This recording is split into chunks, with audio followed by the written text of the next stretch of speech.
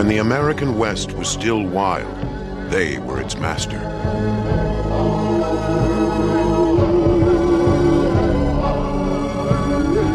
On the back of the horse, they swept across the plains. At a river called the Little Bighorn, under a warrior called Crazy Horse, they humbled a nation and won the greatest victory in the wars for the West.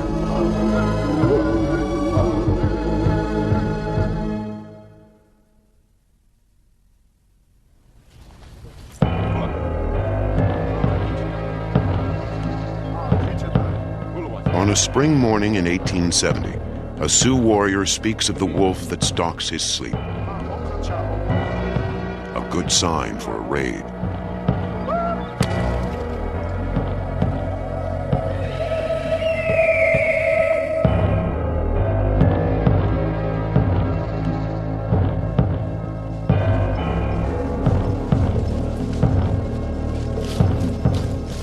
Scouts have spotted a herd of ponies one day's walk from the village.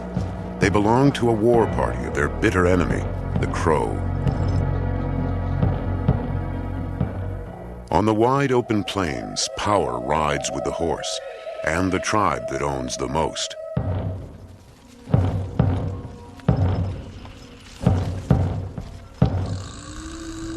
In battle, this small band is no match for a Crow war party.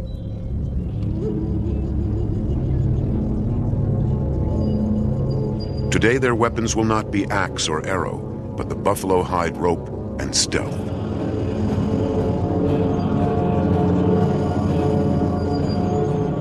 The warrior Curly Hair is armed with just a stick, a record of courage marked by hawk's feathers and strips of ermine.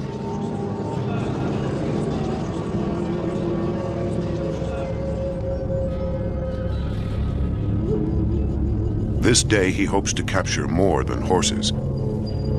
He is after glory.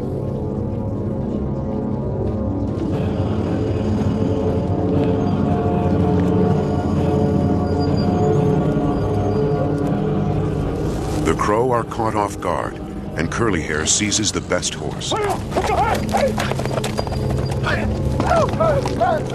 Suddenly he turns back for a greater prize. By touching an armed enemy with his coup stick, he will disgrace the Crow and honor himself, if he survives.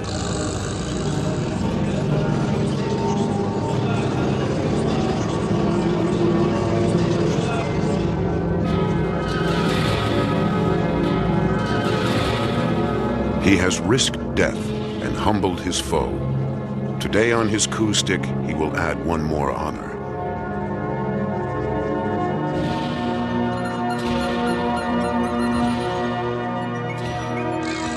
About 30 years earlier, the youngest Sioux warrior came into his tribe. Like every child, he was given a sacred pouch to protect him. Inside, a piece of his umbilical cord.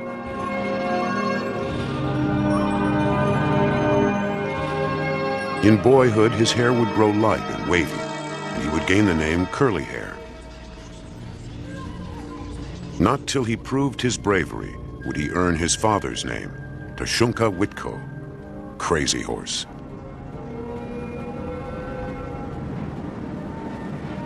The tribe of Curly Hair was called the Lakota, one of 3 large tribes that made up the great nation of the Sioux. Nearly 200 years earlier, stronger tribes forced the Sioux from the lands they farmed near the Great Lakes. With only dogs as pack animals, the Sioux moved west, toward the flat land where great horned beasts were fabled to roam. When they reached these great plains, the Sioux found that the fables were true.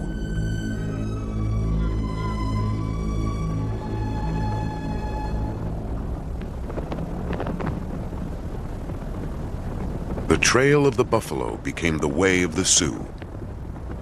For most of the year, in bands a few hundred strong, they followed the herds. Their way of life now depended on the buffalo, and that other great animal of the plains, the horse.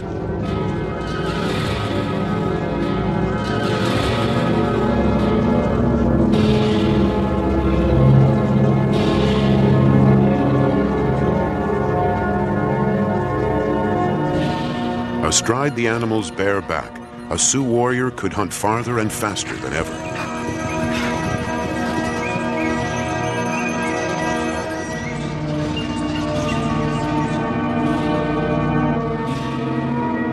At an early age, Curly Hair learned to shoot with iron-tipped arrows.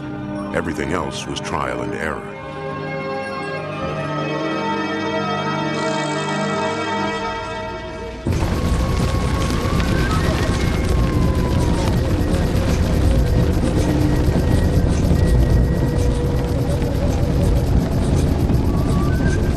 The tribe's survival depended on the warrior's skill with the bow. Silent and quick and deadly at 100 yards.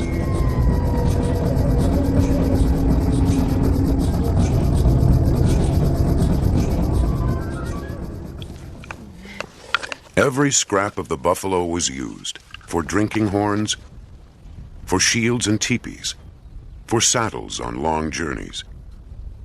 The hooves became toys to teach children the ways of hunting and fighting. The hides were dried for robes, scraped for rawhide, tanned for shirts and moccasins. No war party would set out without several pair for each man. A time of making moccasins meant a time for war. The sinews of the buffalo stitched their moccasins and strung their bows. The bows brought down the buffalo. The cycle began anew.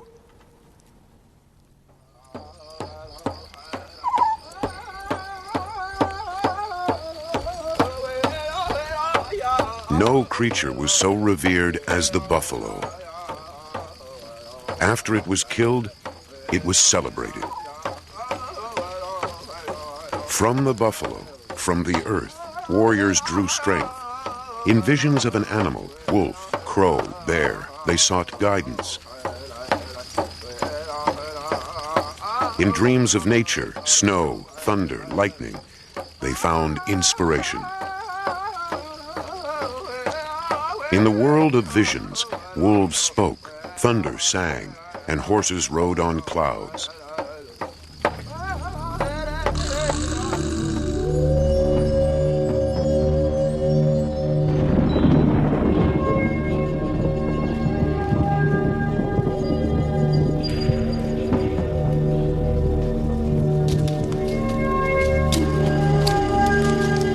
In his 13th year, Curly Hair was sent off alone to seek his vision, his own guidance on the path of a warrior.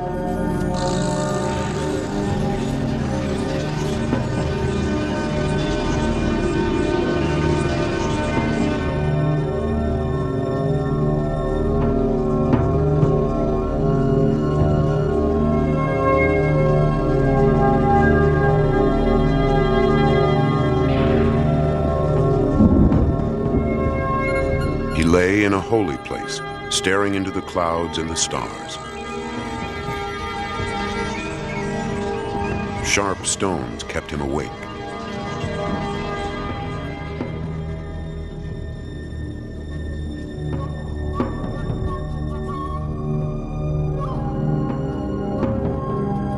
After 3 dreamless days, he felt unworthy of a vision and gave up his vigil.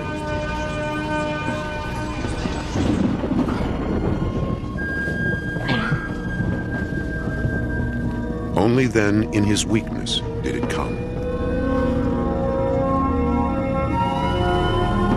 A horse floated toward him. On its back rode a warrior.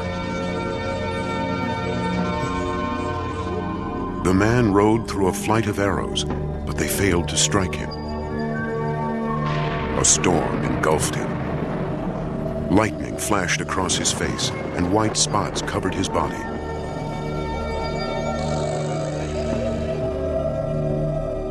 A hawk flew past the warrior's head, and the boy awoke.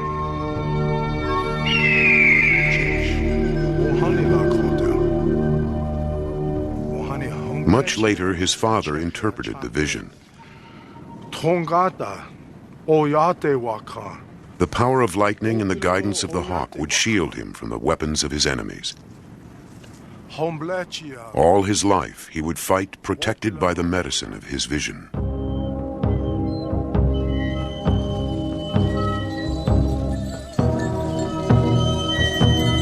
The years pass, and the power of Curly Hair's medicine is put to the test. A Sioux elder has died. To end their suffering, the tribe must take an enemy's soul. Now is the time of making moccasins, of going to war. Not for horses, but scalps. Like the other warriors, Curly Hair paints his face in the symbols of the spirit world, another shield in the battle ahead. To his horse, each man ties a small pouch, his wotawe, or protection. Then the warriors gather their weapons, quivers of newly made arrows, lances, some decorated with a bear's paw to invoke the beast's power.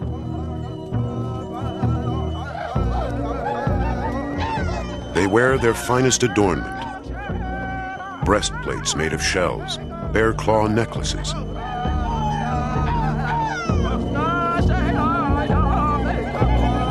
In splendid bonnets of eagle feathers, they announce their tally of coups counted and scalps taken.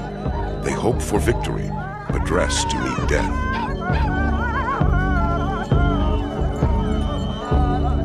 Yet one warrior is garbed in the plainest of clothing. Wrapped in the protection of his vision, he scorns finery and death. Leaving the village, the Sioux travel the sacred Red Road, the path of war.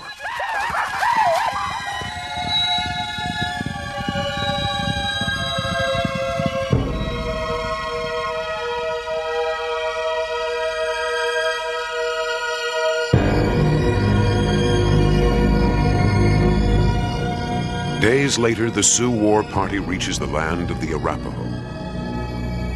Tomorrow they will attack. Tonight they pass the war pipe, summoning a blessing from Wakantonka, the Great Spirit. The moment is solemn. To take a scalp is to take a soul. Only the bravest among them will try, and the bravest is Curly Hair.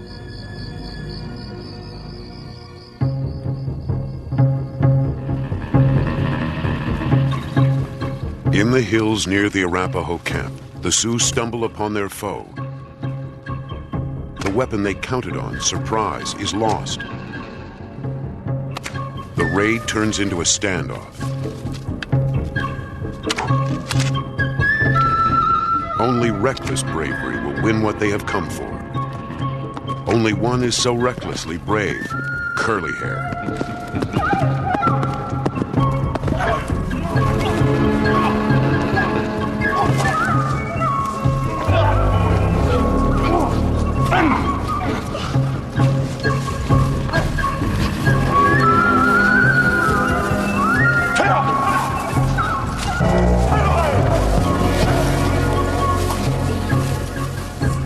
In the scalp lives the dead man's spirit.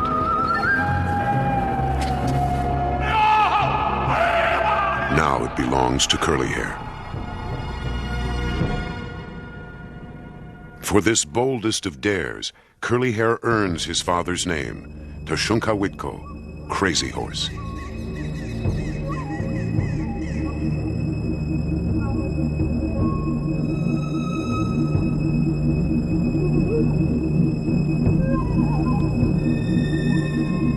So esteemed is he that the tribe's warrior societies vie for his comradeship.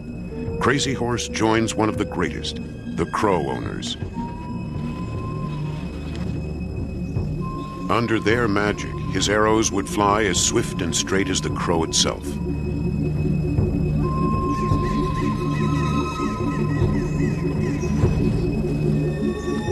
As a talisman, he carries a rawhide case containing the skin and feathers of a crow to be purified over a sagebrush fire.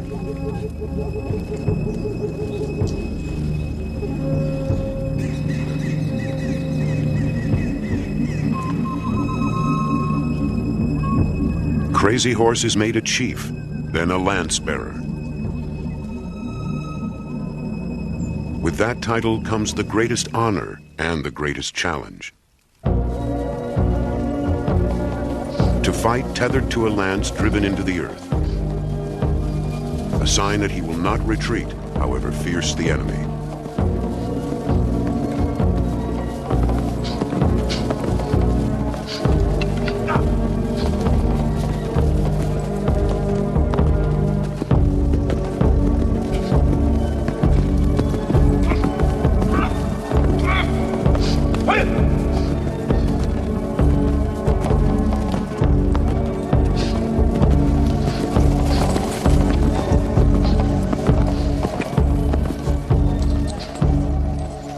Crazy Horse now makes his stand against the worst enemy he will know.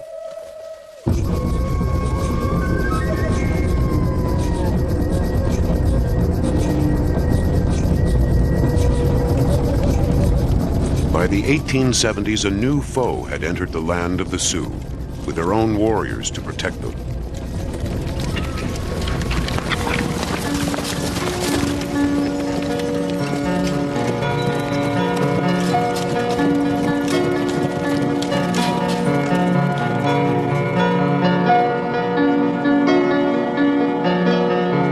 Sapa, the Black Hills, a place of vision sacred to the Sioux, white men found something more sacred: gold.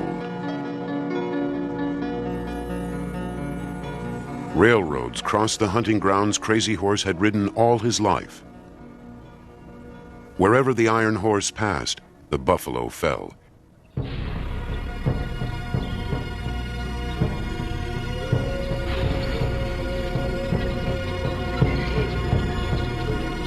Shot for their hides, the rest was left to rot.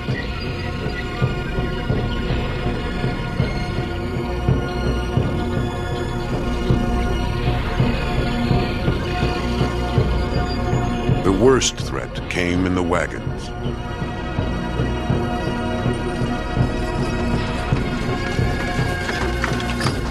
They brought an alien notion that land could be owned.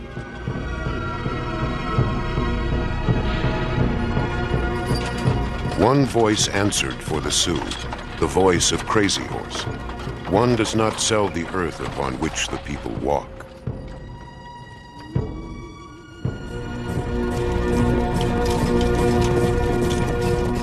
In the summer of 1876, Crazy Horse and the great chief Sitting Bull led an army of warriors to the Valley of the Greasy Grass, beside the river the whites call the Little Bighorn.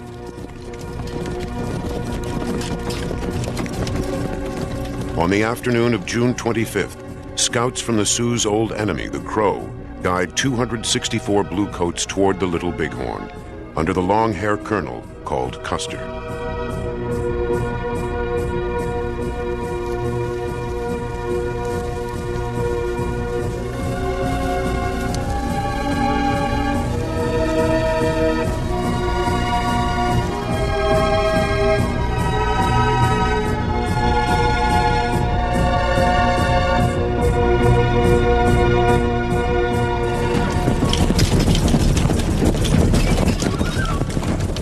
The plains echo with the rumble of 1,000 Sioux horses.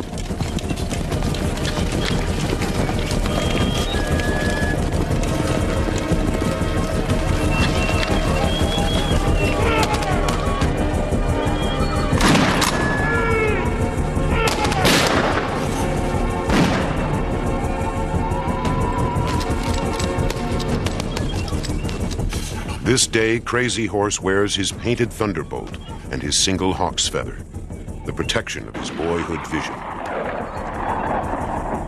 Since his childhood, the Sioux have taken up the white man's guns. But once more, their greatest weapon is cunning. George Armstrong Custer has brashly ridden into a trap. The Sioux would recall that the battle did not last long enough to light a pipe. Not one of Custer's men was left alive. Crazy Horse had known no victory like it. He would not know another.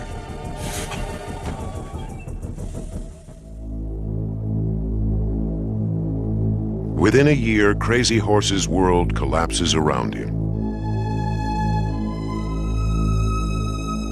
In a feud over a woman, he is shot in the face. Disgraced, he loses the right to wear the hair-fringed shirt of a tribal leader. His brother is shot dead by miners. His newborn daughter dies from a strange new disease, cholera. By winter, his people are weakened by hunger and exhausted by fighting. On September 4th, 1877, a year after the Battle of the Little Bighorn, Crazy Horse walks through the gate of Fort Robinson, Nebraska. He is ready to lead his band onto the reservation. Instead, he is led into the guardhouse. A little after 6, Crazy Horse fights his last battle. He is stabbed in the back with a bayonet and bleeds to death. He is 36 years old. Much time would pass before white men would recall, with honor, the horse soldiers of the plains and the one named Crazy Horse.